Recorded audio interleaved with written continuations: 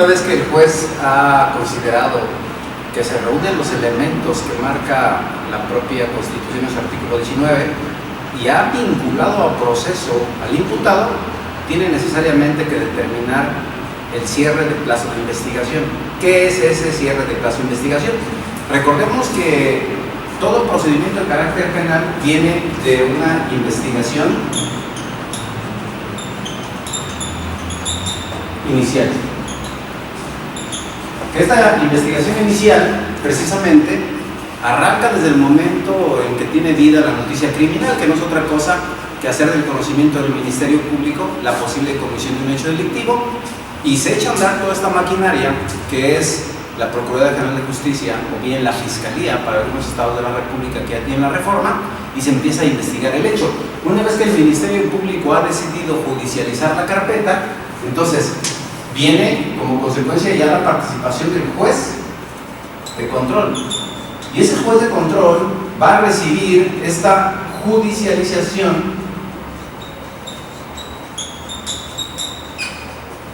de la carpeta de investigación. Y aquí, en la judicialización de la carpeta de investigación, previo a los requisitos de ley que ya estuvimos viendo en temas anteriores, como es la formulación de imputación, cuáles son los requisitos, vendrá necesariamente la necesidad de resolver el plazo constitucional, que no es otra cosa más que se pudiera dictar un auto de vinculación a proceso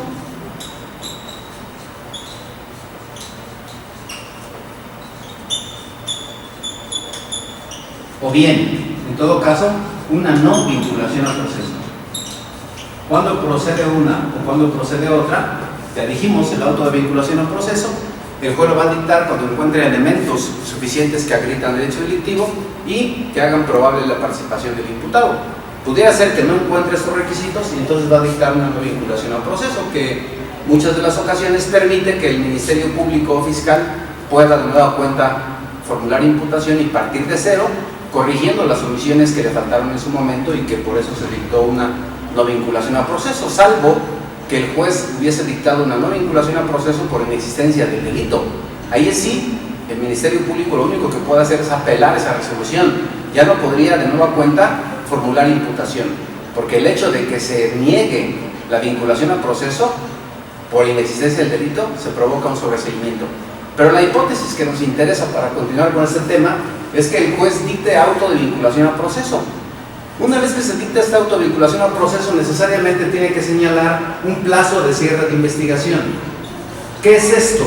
Bueno, este plazo de cierre de investigación no es otra cosa que dar la oportunidad tanto al Ministerio Público como a la defensa de poder, en todo caso, ampliar su investigación para que puedan, cada quien por su lado, buscar elementos de prueba, conjuntarlos en la carpeta de investigación o inclusive a futuro cuando vaya a venir ese cierre de investigación y determinar qué es lo que va a pasar a futuro precisamente con esta vinculación al proceso. Si el Ministerio Público, una vez que se cierre este plazo de investigación, considera que ha cambiado la percepción que tenía cuando solicitó vinculación al proceso, pero que esos elementos que le hizo llegar la defensa le cambia la percepción, entonces podrá desde luego solicitar un sobreseimiento o inclusive desistirse de la acción penal. Pero si por el contrario el cúmulo de elementos de prueba que ha recabado el propio fiscal y que la propia defensa inclusive le pudo haber aportado determinan que sigue insistiendo en que exista un delito y también sigue insistiendo que también está acreditada una probable participación, entonces sí pudiera acusar, y esa acusación es lo que trae como consecuencia que se abra lo que conocemos como la audiencia intermedia. ¿Qué es la audiencia intermedia? Bueno, la audiencia intermedia tiene algunas características muy importantes que vale la pena comentar a grandes rasgos. La audiencia intermedia se abre precisamente con la acusación. El Ministerio Público, cuando ya hizo la investigación, y la defensa también, que se denomina investigación complementaria, les queda muy claro los elementos que tienen para ir a juicio y las posibilidades reales de éxito.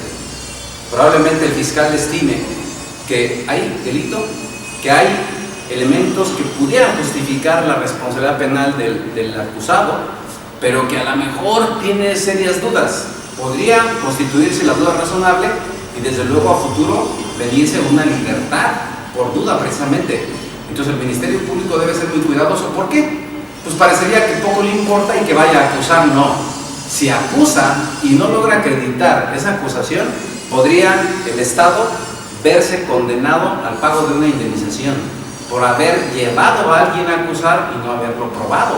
Porque imagínense una persona que estuvo procesado o privado de su libertad incluso, pues como que al último se le dice, no se le demostró el delito y ya se va. No, no, no. En este sistema de justicia oral, complementado con la reforma constitucional de 11 de junio del 2011 precisamente, a los artículos primero constitucional, refiere de manera muy textual, los derechos humanos son inviolables y una afectación al derecho humano como es la libertad no puede quedarse al margen.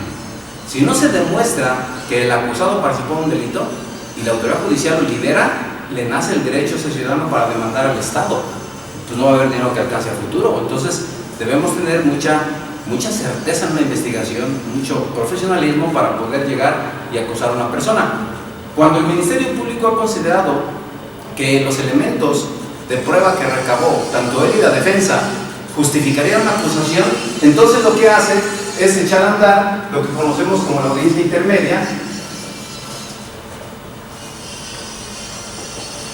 Y esta audiencia intermedia tiene dos fases, una fase escrita y una fase oral. ¿Qué va a hacer en la fase escrita?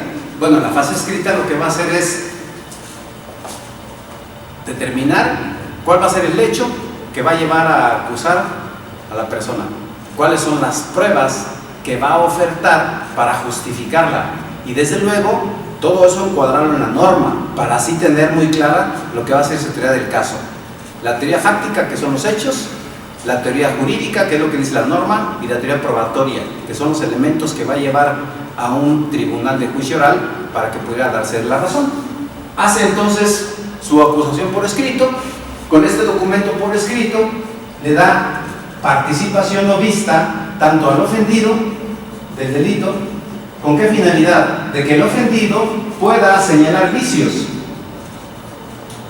O sea, si el ofendido o víctima del delito encuentra que hay omisiones en la acusación por parte del Ministerio Público, tiene la posibilidad de señalar esos vicios y decirle al juez de control todavía: señor juez, hay omisiones aquí del Ministerio Público, y corregirlos y no permitir que vaya una acusación con vicios.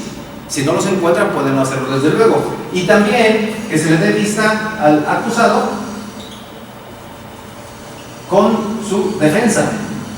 Y la defensa puede preparar el contraargumento respecto del hecho, el contraargumento respecto del derecho que se invoca y también respecto de los medios probatorios.